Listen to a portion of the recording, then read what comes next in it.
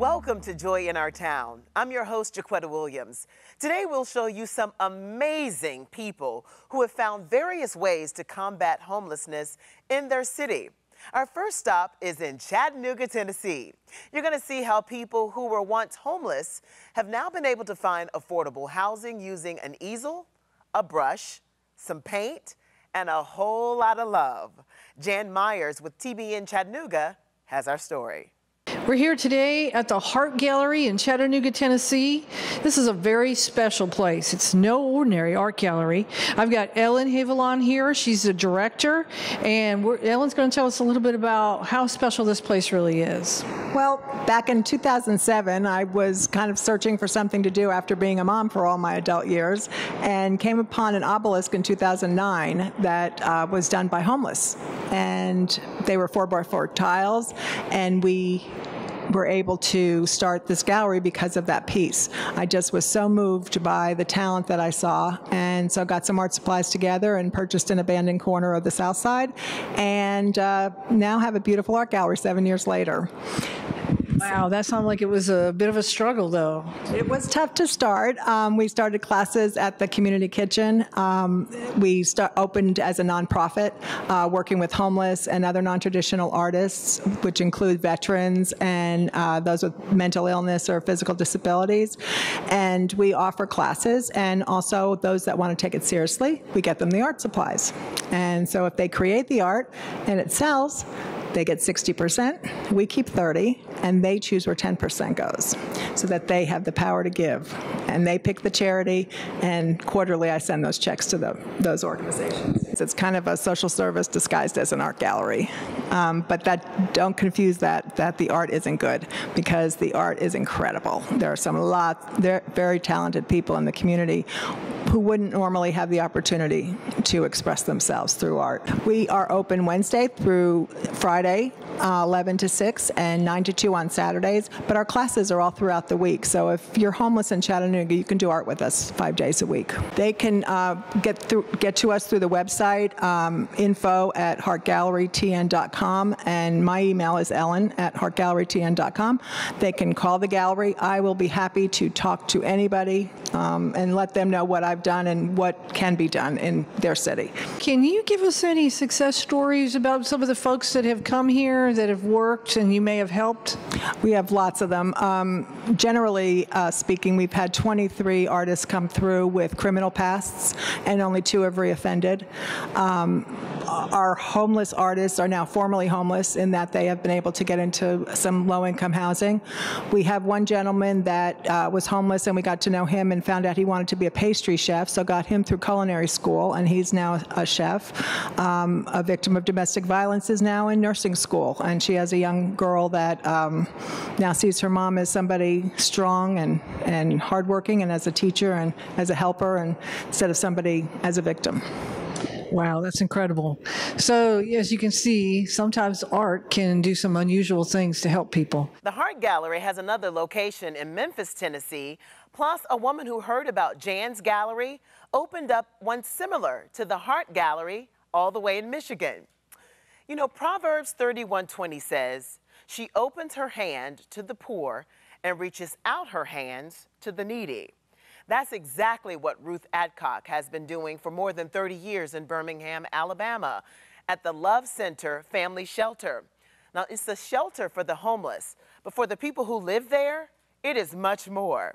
Tammy Tubbs with TBN Birmingham has their story. Talk about the Love Center Family Shelter. Sure. How did it begin? Well, it was actually birthed in Charles C. Terrence's heart. We didn't have a shelter back in those days, and she began to see people that just coming across her path that just was going through a difficult time in their life. They were divorced or had no place to go with children, and she just invited them to come into her home and sleep on her carpet in her living room. I know it.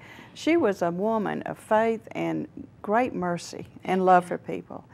And Calvin, her husband, would come home from work, stepping over bodies to go to the kitchen in order to feed them all. He'd fix breakfast for them every morning.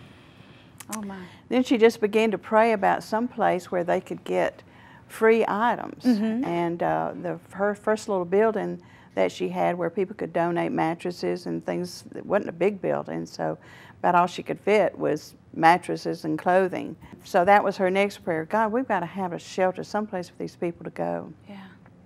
So her first shelter opened up in 1982, actually down the street from where our family shelter is now. Amen. And Calvin did a lot of the work himself, just went in there and just fixed up the place to try to make it livable. Yeah. And so that's how it began. What is the vision of the Love Center?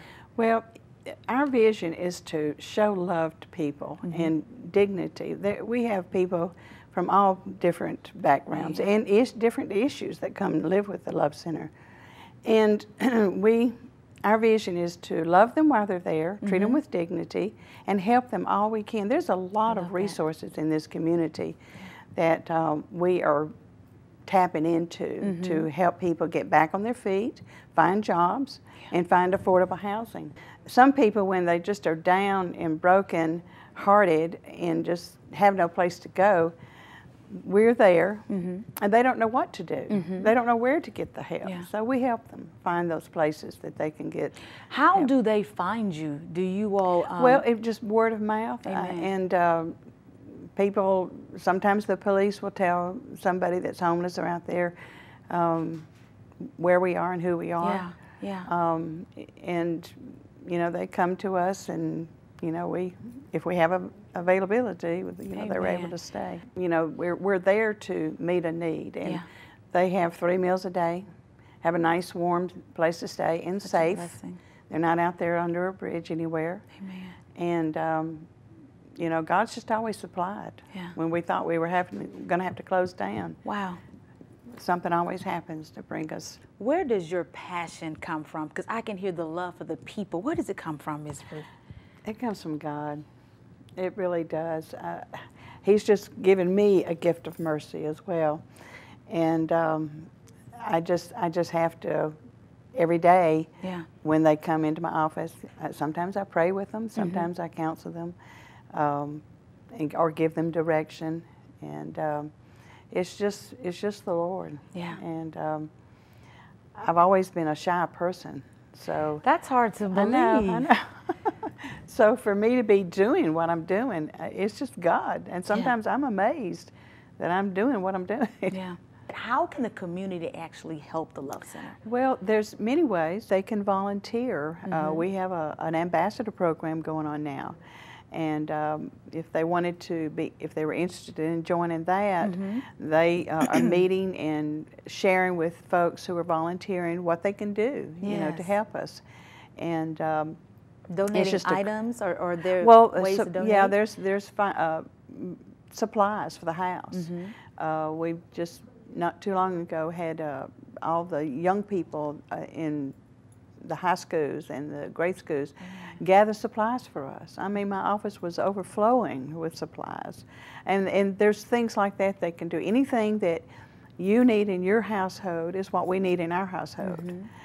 So just, you know, think about that. And if you go to the grocery store, maybe pick up an extra pound of hamburger meat or an extra toilet paper. And you teach them, you love them, and you prepare them to go out, to fly. Well, see, many of them, when they come live with us, they haven't even had an experience of somebody loving them and accepting them like they are. And you know that you have to take time with people. Yes. Wow. So what message would you like to leave with a viewer right now, Ms. Ruth, that's watching, that may be down and out and feel like giving up? Well, just give us a call, and we have when we have room, they're able to stay with us. We accept single ladies. We accept single ladies with children, and families with children, married couples. Amen. And so it's not a real huge house, but it holds. We have 25 beds now. Amen. And it seems like as soon as someone leaves, someone calls. God fills it back and up, fills doesn't it he? back up. That's Right. the God Oh, that we yeah, so serve. it really is. It really is. Amen. The Love Center provides short and long-term assistance. People are able to stay there indefinitely as long as they make an effort to better themselves by paying off their bills or saving money so they can find affordable housing.